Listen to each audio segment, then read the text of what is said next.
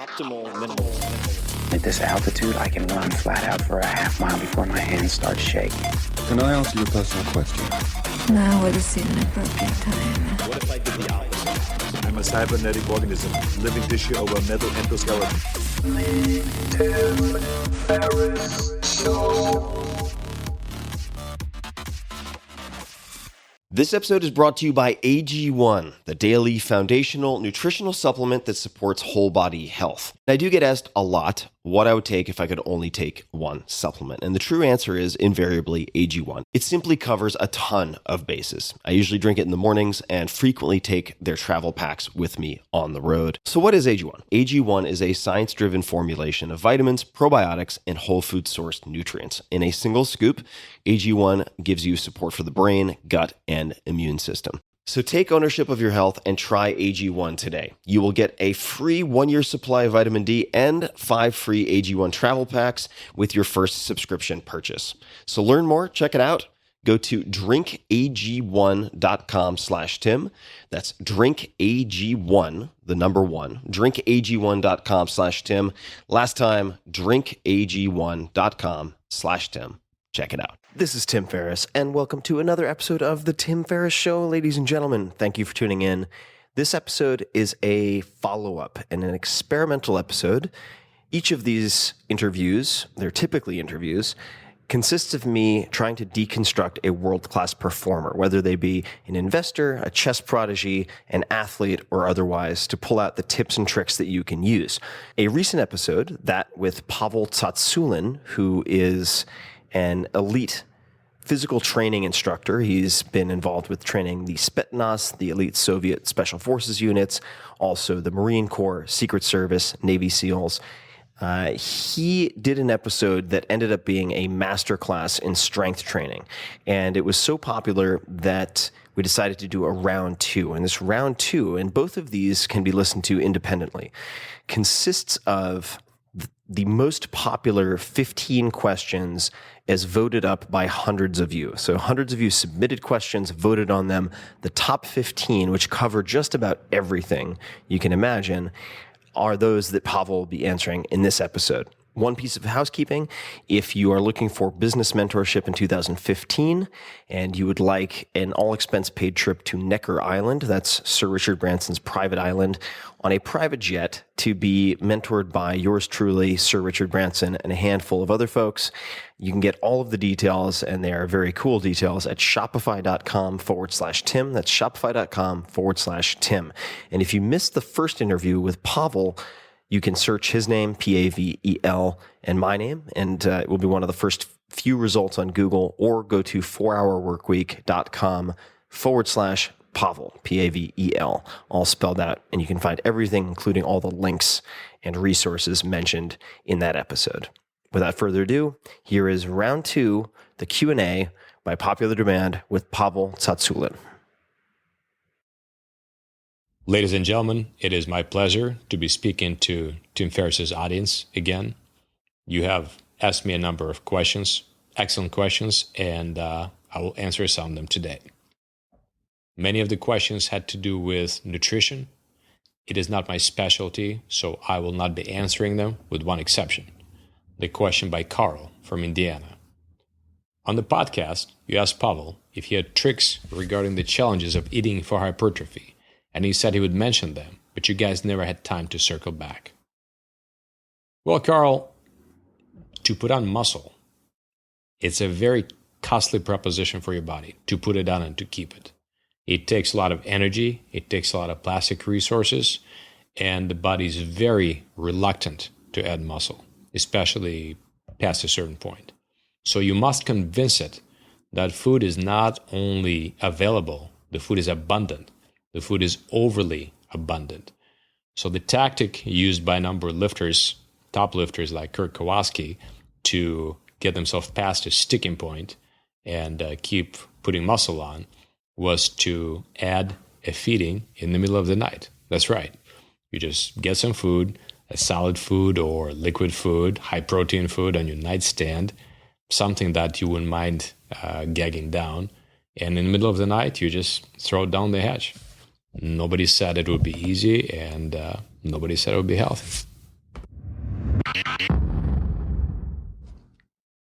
Mikey from Dublin is wondering, what is the optimal way to combine strength training and hypertrophy training? Obviously, there are many ways of doing that, but if we were to look for the minimalist approach, simply focusing most of your energy on doing sets of 5. When you do a set of 5, as confirmed both by research and experience in the trenches, gives you the best of both worlds, delivers muscle and delivers strength. Power to you, Mikey, and muscle too.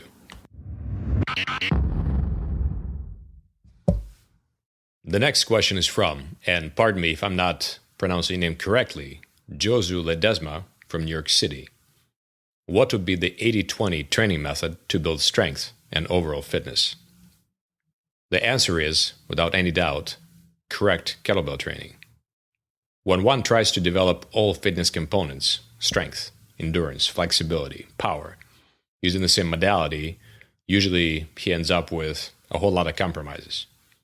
But the kettlebell, when used correctly, for some reason, allows you to avoid this problem and develop all these components to a high level. We even have an expression in the kettlebell world, the what the hell effect. Let's say that you're doing kettlebell exercises and suddenly you go out and test yourself at something you have not been practicing. And it turns out you can do more pull-ups. You can walk with a heavier weight much faster. You can lift a heavier weight off the ground. That's the what the hell effect. And there are a number of Soviet studies in the 80s confirming that. And in the last several years, there have been a number of studies done in the West as well, and you can find them on PubMed. Now, speaking of specific training program, I recommend 3 highest yield exercises that also have the steepest learning curve. They are the one-arm swing, the get-up, and the goblet squat. Just do these 3 exercises that we refer to as a program minimum every day, and I guarantee that you're going to get a great return on your investment. The next question is from JDK from San Francisco. You mentioned in the podcast that prior to strength training, you need proper alignment. I struggle with this. One side is shorter than the other and weaker than the other. What kind of doctor should I see and what steps should I take? First of all, find a sports doctor or chiropractor who is an athlete and a lifter and works with athletes and lifters. It's a very important step. My personal rule is I would never go to a chiropractor who deadlifts less than I do. And after that, I suggest that you find yourself an FMS certified specialist. FMS, or functional movement screen. You can read about it in the 4-Hour Body. Gray Cook is the author, and it's a terrific system for assessing your symmetry and helping you improve your performance. Jeffrey John from Edmonton, Alberta is writing, any tips for developing conditioning are appreciated. Let's start with efficiency. That means posture and relaxation. If your head is sticking forward, your running speed and endurance is going to be compromised. The same thing can be said about your gas in the ring. So work on your posture. Relaxation. In the Soviet Union, it was a standard practice for all kids in grade school to practice relaxation exercises. And it's the same practice that stayed with all the athletes all the way to the Olympics. So these exercises are very simple. They pretty much mean shaking your muscles out. So start shaking your arms, shaking your legs, vibrate them, and imagine that you're trying to shake water off your limbs. And practicing these exercises regularly between sets of your strength exercises during your athletic practice is going to go a very long way towards making you more enduring and making you faster as well. A particular type of running is going to help you with being more relaxed and more enduring. Just go out on a run without looking at the clock and focus on being as relaxed as possible. And go as far as possible while being as relaxed as possible. And as you keep doing that, eventually all you'll have to do is just add some gas and you're going to run faster. Next item would be strengthening your respiratory muscles or breathing muscles. Research tells us that the metabolites from your respiratory muscles, which means all the waste products from these muscles, makes the blood vessels in your limbs get constricted.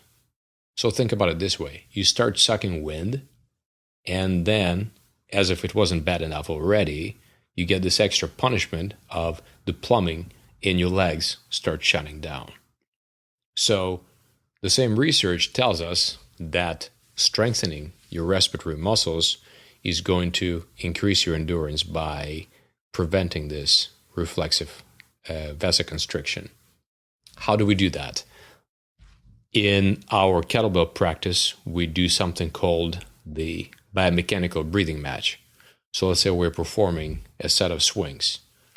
On the way down, we sharply inhale into the abdomen through the nose. So you're inhaling against the resistance of your muscles and against the resistance of the weight. And on the way up, you're forcefully exhaling as if you're striking. That's called the biomechanical breathing match.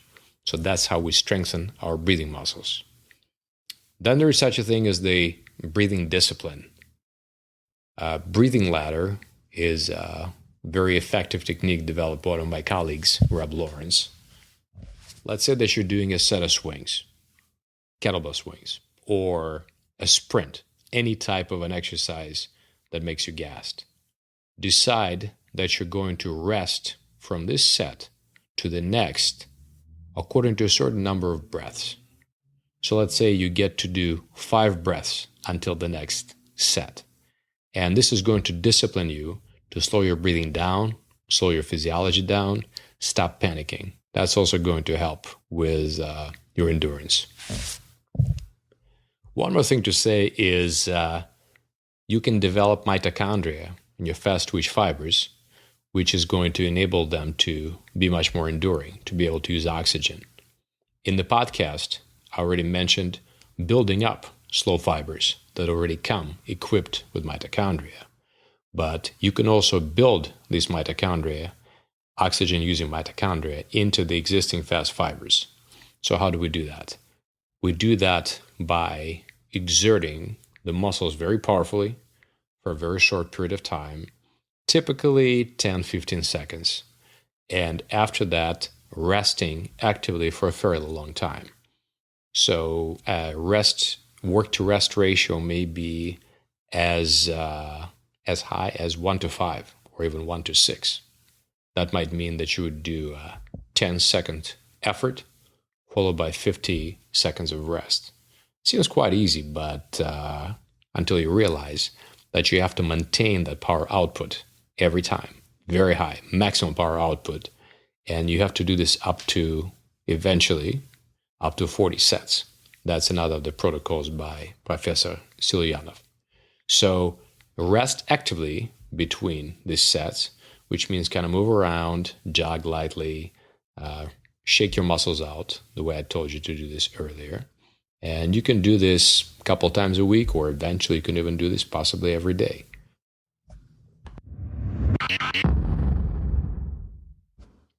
Tyler, EHC, from New Jersey, is asking, you talk a bit in the interview with Tim about how important it is in exercise, sports, and life to be able to switch yourself on and off.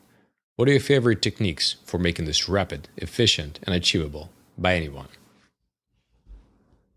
It's true that most people exist between the on and the off switch. They're unable to really turn on, to put out high power. They are unable to really switch off and enjoy some rest or just have some endurance. So there's several things that you can do. One I already mentioned is those relaxation exercises, fast and loose exercises. Just shake your limbs. Another technique that you could use is, it's an old technique called Jacobson's progressive relaxation training. It pretty much means lying down and then progressively tensing all your muscles and then relaxing them in a particular order. That makes you aware of the tension and then makes you release the tension. Throughout the day and during your training, you should be particularly aware of your facial tension because that takes a lot of effort and it does drain you. So be impassive. Meditation, breathing exercise from yoga, from karate, and so on, definitely very helpful. When it comes to turning yourself on, the first thing you can do is do a proper set of morning exercises. Soviet research decades ago established that if you do a pleasant, non-exhausting series of exercises in the morning, just some sort of calisthenics, joint rotations, arm swings, whatever, you will accelerate your ability to perform at a high level by a couple hours. So you will reach that peak of performance early in the morning as opposed to waiting for it later. And later throughout the day, your ability to access that performance is going to be greater as well. Back to breathing practices, there are some special exercises in some oriental practices like karate. There's the ibuki breathing that helps you to turn yourself on, get some more power, get some more aggression. I strongly recommend one book to you. The book is called Psych by Dr. Jad Soto. Dr. Jad Soto, by his own admission, looked like an 11-year-old stamp collector, and yet he proceeded to become one of the most successful powerlifters in history. At the age of 44, after a back surgery, he squatted over 600 pounds at body weight of 132, which is absolutely amazing. And he achieved that ability largely through his mental training. Jad reached the point where he would wait for his attempt, as other lifters are waiting for their attempts. Jad would be just sleeping. And then just a couple of minutes before the attempt, his coach would wake him up. He would get up.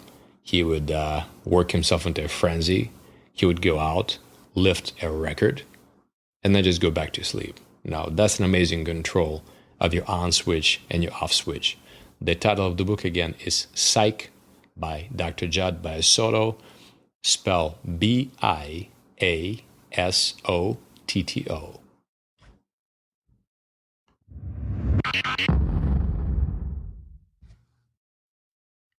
Josh Elbaz from Montreal is asking, what's the quickest way to improve a strict barbell military press from 3/4 of your body weight to body weight, given that my grip and abs are already strong? Russian weightlifters have a saying, to press a lot, you must press a lot. The press responds exceptionally well to a high volume of training. What does it mean? Typically 20 to 50 reps per session, 3 times a week. That's a lot of presses. All these presses are done in low repetitions, 1 to 5, more typically 3 and 4, but 1 to 5, that's the range. And you never go to failure. So typically you stay with 1/3 to 2/3 of your max reps. So what does it mean? It means that if you're able to do 10 reps with that weight, you should really only be doing 3 to 6 repetitions. So one more time, to press a lot, you must press a lot.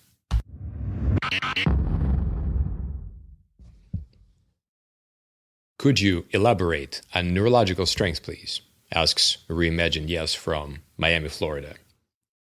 Think of your muscles as a 6-cylinder engine, and right now you are firing only on 3 cylinders. You could get stronger by adding several more cylinders, and that would be hypertrophy. Or you could fix that engine and learn how to take advantage of the cylinders you already do have. That's the essence of neurological strength training. Pretty much what you do is you learn how to activate your muscles more intensely. It's done by training with lower repetitions. It's done by training with heavier weights. It's done by a perfect practice, approaching your training not as a workout, but as a practice. Nick M. from Erie, Pennsylvania is asking, in the podcast, it's mentioned that to build strength, you shouldn't go to failure. How do you know when to add more weight if you're not going to failure? And Kellen from Denver asked a similar question. You need to use your perceived rate of exertion. So on a scale of 1 to 10, let's say that your typical set takes you 8 units of effort, and you're staying with this weight. And a couple of weeks from now, lifting the same weight takes 6 or 7 units of effort. You know that you've gotten stronger.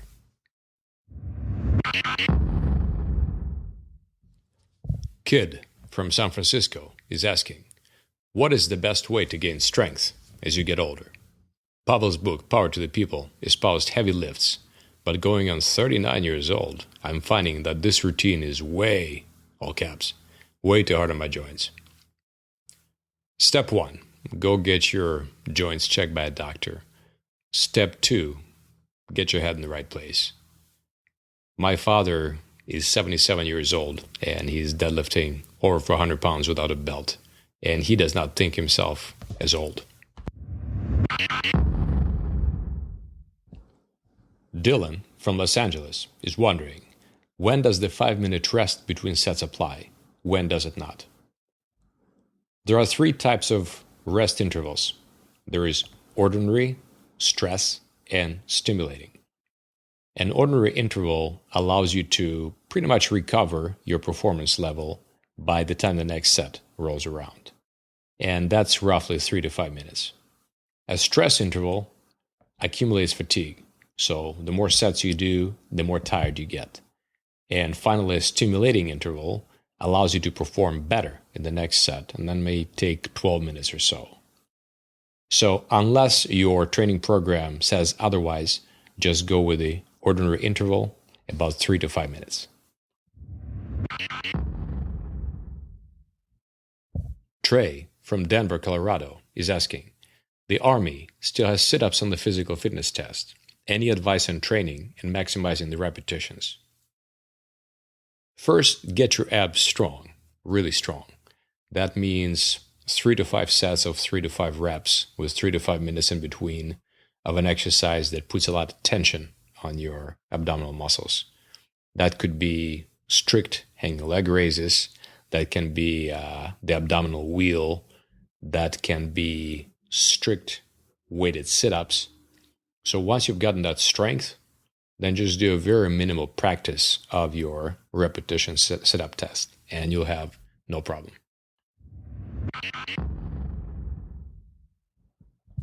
Swalsh from Columbus, Ohio is asking, I know the deadlift is one of the best exercises, but I've gotten terrible back spasms from doing it. Is it my form? Can I approximate the deadlift's effects with something else that doesn't possibly injure me? Step 1. See a doc, a lifting doc. Find out what your restrictions and limitations are. Either you will learn that you can deadlift with proper form, possibly with some corrective exercises, or you have to look for an alternative. If the answer to the deadlift is yes, then find a coach, a good powerlifting coach, and learn how to do it right. If the answer is no, ask your doctor for some other suggestions. Ask your doc about the kettlebell swing. Very often, people who are not able to lift heavy barbells are able to safely do the kettlebell swing. HFVK from Norway, who appears to be a personal trainer, is asking, how would you go about building the discipline required to be great in a client? Stop treating people you're training as clients. Hair salons have clients. A client is somebody who's passively receiving a service. You want them to think of themselves as students, and you want to treat them as students.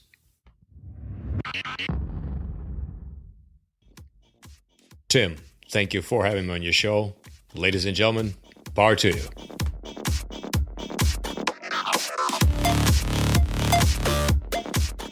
This episode of The Tim Ferriss Show is brought to you by 99 Designs. 99 Designs is the world's largest online marketplace of graphic designers.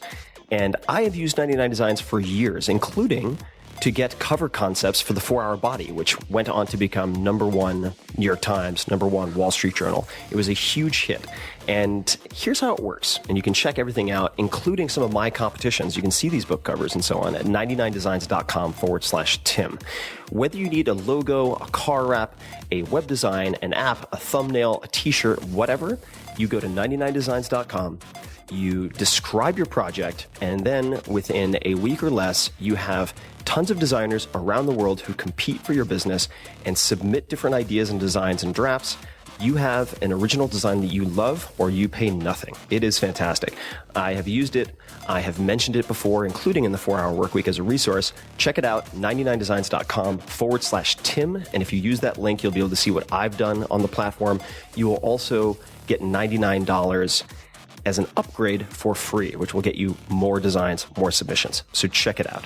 And until next time, thank you for listening.